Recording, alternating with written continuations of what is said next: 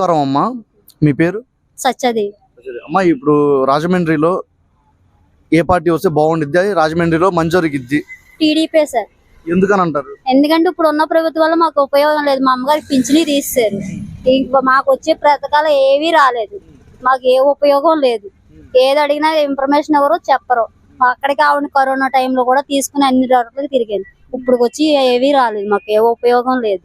అమ్మా, ఈ సచివాలయాలు వాలంటీర్ వాళ్ళు ఇస్తే వాళ్ళు చేసేదే ఉందండి. వాళ్ళ వర్క్ వాళ్ళు చేస్తారు, అంతేగాని పైదే వచ్చేది వీళ్ళు ఏం చేయలేరు కదా. వాళ్ళ మట్టుకు వాళ్ళు ఏం చెప్పలేరు కదా. వాళ్ళు ఏం చెప్తే వాళ్ళు ఇదే చేస్తారు అంతే. వాళ్ళని అంటానికి మనం సరిపోం. వాళ్ళు మనలో అటువాళ్లే కదా, జీతాన్ని పనిచేసేవాళ్లే కదా. అమ్మ, ఇక్కడ ఎంపీ గారు మార్గన్ భరత్ గారు ఉన్నారు. మరి ఆయన భర్త దగ్గరికి కూడా మా అమ్మగారిని తీసుకెళ్ళాను సార్. నాకు ఎక్కడ ఏం ఉపయోగం. ఆయన ఏదో ఎక్కడికో తీసుకెళ్లి ఎక్కడ సంతకం పెట్టి ఏది చూసారే ఎక్కడ ఏ పని అవ్వలేదు. అయితే హాస్పిటల్ వెళ్ళి ఏదో రిపోర్ట్ తెమ్మన్నారు.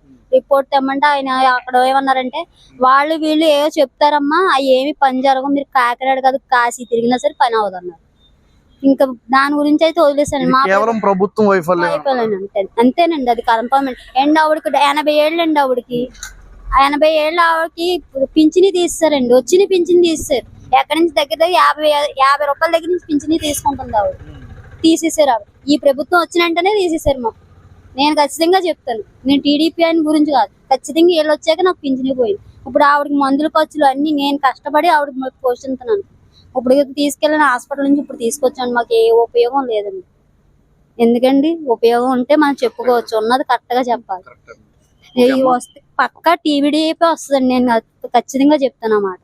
ఈ వీడియో చూసి ఎవరైనా పెద్దలు స్పందించి మీకు ఫంక్షన్ అవన్నీ ప్రభుత్వ పథకాలు కల్పించాలని కోరుకుంటున్నాము. థ్యాంక్ యూ బాబా. ఇప్పుడు మనం రాజమండ్రి సెంటర్ లో ఉన్నాం. నా పేరు మారేశ్వరరావు అండి. అంటే ఇక్కడ నాది ఈ ఊరు కాదండి, మడికి నాది. తెలుగుదేశం వచ్చేలాగా ఉందండి. ప్రతి ఒక్కరు అదే అంటున్నారు, నేను కూడా అదే అంటున్నాను. అదే ఎందుకని అంటారు బాబు? ఇప్పుడు ఈ ప్రభుత్వం చాలా సంక్షేమ పథకాలు పెట్టింది కదా. అదే అండి, ఇది మామూలుగా రకరకాల బేడి బ్యాచ్ ఇవన్నీ అంటున్నారు, గంజాయి ఇవన్నీ పెరిగిపోయి అంటున్నారు. ఆ రకంగా ఇలా జరుగుతుంది. అంటే నెక్స్ట్ చంద్రబాబు నాయుడు గారు వస్తే దీనికి ఏమన్నా మార్పు జరుగుతుందని అందరికీ అనిపిస్తుందండి. ఓకే బాబా, మీకంటే ప్రభుత్వ పథకాలు ఏమీ మీకేం అందలేదా? అందలేదండి. అయినా నాకు కూడా తెలుగుదేశం వస్తేనే మంచిదని నా అభిప్రాయం అండి. ఓకే బాబా, ఇక్కడ ఎంపీ గారి పనితీరు, ఇక్కడ ఎమ్మెల్యే గారి పనితీరు ఎలా ఉంది?